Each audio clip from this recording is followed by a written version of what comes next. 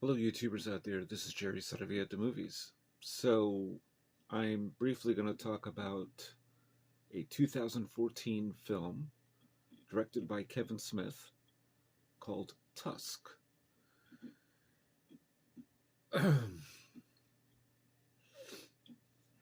um, I will say one thing for Kevin Smith. I admire the fact that he chose to do, thus far, two films. Well, maybe three or four, really.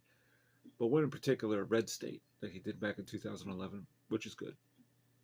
Very intense uh, thriller, or almost like a horror film, really. And I admire the different direction. I mean, he's known for Clerks and Mallrats and Chasing Amy and Jane Silent Bob, Strike Back, and so on and so forth. And occasionally he's done a couple of films that seem to me to be missteps.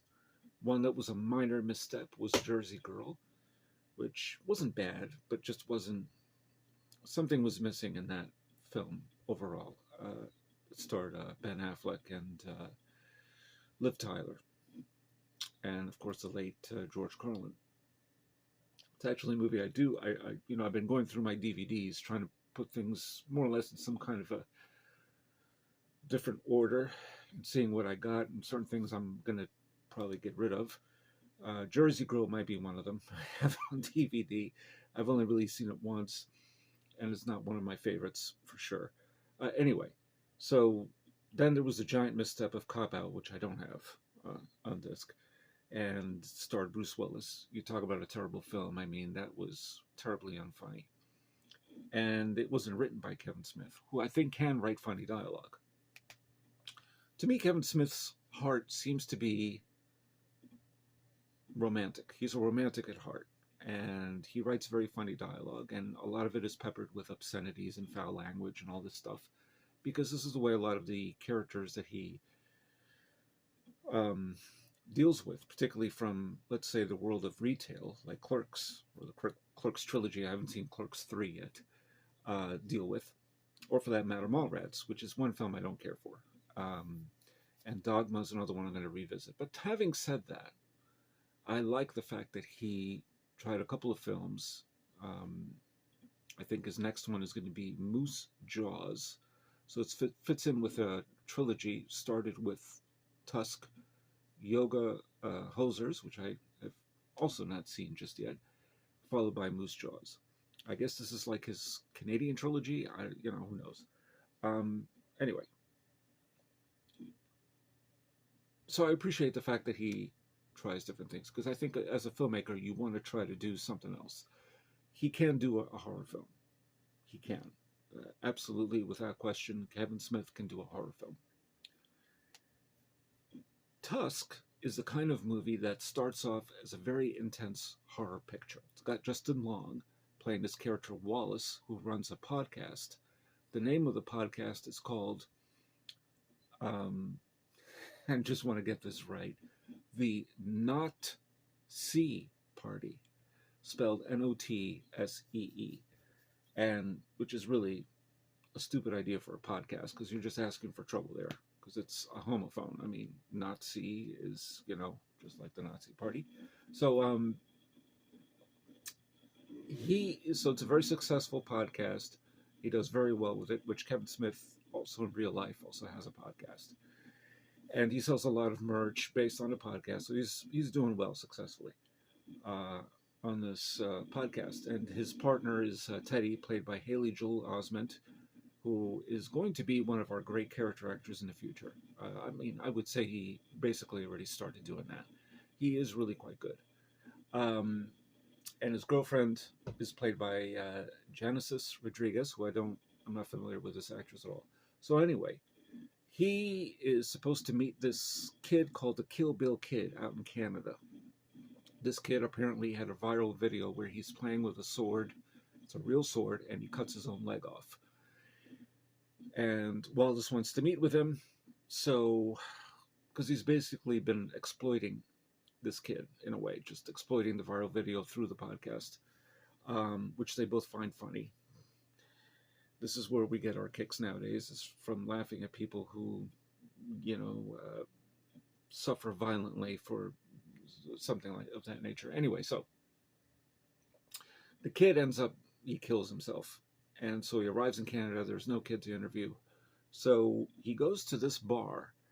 It's called the H Bar, I believe, and in there he finds on this bulletin board a post from somebody that's been written out that they need it's an old guy living in a house, and he wants somebody to be their roommate and help out with cooking and cleaning and this kind of thing, because the guy is an invalid. He lives in a wheelchair. He lives in a wheelchair. He lives in his house. He's in a wheelchair. He's paralyzed. So this guy's played by Michael Parks, excellent actor. I'm sorry to say that he did pass away. I forget how long ago now, a couple of years ago or so. Great actor, great actor. If you've seen Kill Bill, especially, speaking of Kill Bill, Kid, in those pictures and also in Death Proof and From Dusk Till Dawn, kind of had a career resurgence thanks to Quentin Tarantino. So anyway, Michael Parks also appeared in Red State, playing a Elmer Gantry type preacher.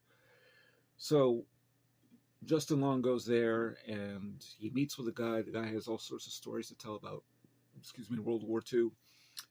He drugs him with his tea, and okay, so he wakes up the next day. Justin Long has an amputated leg.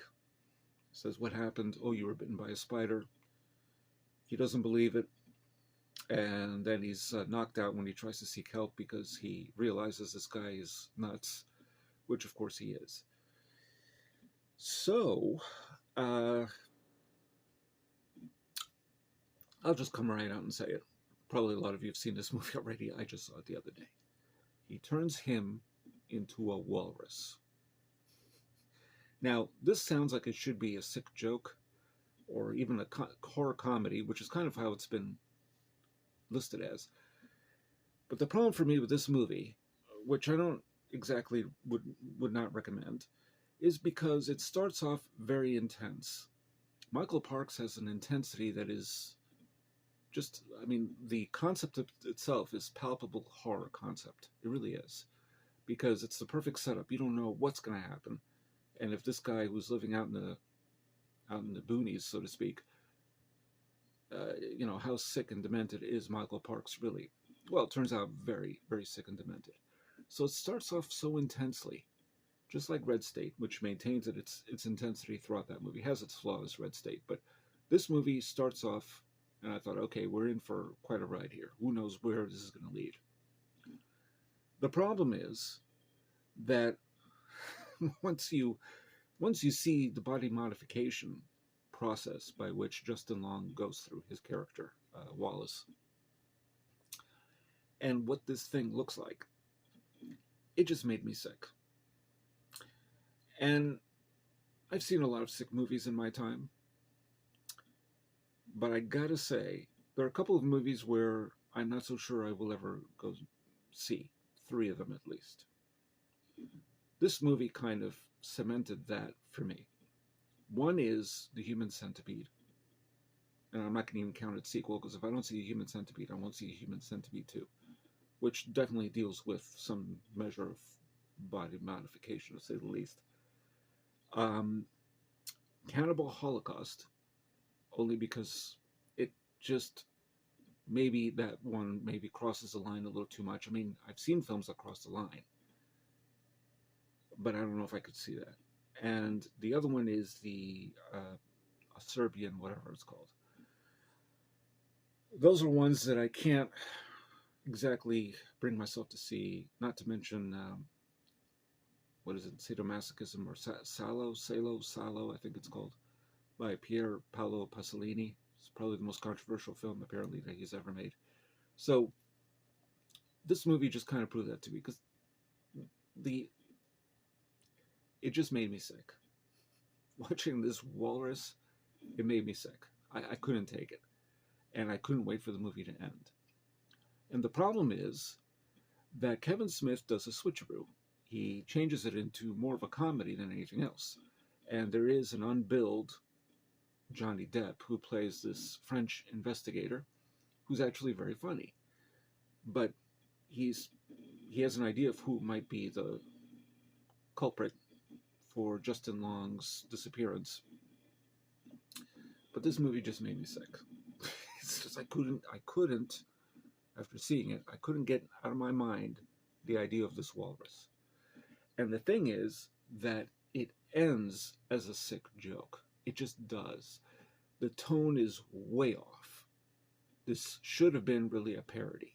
It should have been one of those movies that they used to make back in the day that were released to theaters, but eventually started making it for sci-fi. Films that are so ridiculous, like Sharknado for one, that type of thing. That's what this movie seems to be going for, to me. Suddenly, after the first third, which was really quite intense, it could have gone any way except for the way it went. And I think that was the problem for me. It didn't really take seriously what it was doing. I couldn't even believe the idea of this, number one. Number two, it looked silly, but it still was ugly. It just made me sick. And that's the first time I really felt that way with a movie in quite some time. I just was repulsed by it because I couldn't get past this type of modification, to say the least, body horror, kind of thing David Cronenberg would do, but never anything like this. And it looked ridiculous, but it still made me sick. And if that was Kevin Smith's intent, that's one thing, but it seemed like it wasn't firing on all cylinders. So you start off with a certain intensity, and then you cheapen it, and you play it as a geek show, and that's really what the rest of the movie is. And that's why it's not very watchable after a while. It just isn't. It's well acted. I like Johnny Depp in it. But I would never bring myself to see it again. So this is not like the worst film Kevin Smith ever did. Cop Out is. But it's just not one I would ever want to sit through again. No way. And for that reason, I can't recommend this movie. And I've seen gross stuff in the past, but this was just, I don't want to say I almost threw up, but I just felt like it was leading to that. So those are my thoughts. This is a 12-minute review. Oh well. Yeah, I was actually going to make it much shorter, but that's okay. I was just trying to give you the background because I do like Kevin Smith. But this is just not, I never expected a gross movie like this from him. Not like this. This was just something about this. I saw the first Terrifier as an example. I haven't seen the second one. And that movie I somehow could deal with compared to this. So those are my thoughts. What do you think of I Am the Walrus? I think I'll get past the image of this walrus. What do you think of Tusk or Red State or any Kevin Smith films where he broke tradition with his usual View Askew universe? And if you felt the same way I did, or you thought it worked, I don't know. Tonally, I thought it was off, but those are just my thoughts. So lend me yours. Please subscribe to the channel if you like what you hear. And this is Jerry Saravia at the Movies, signing off.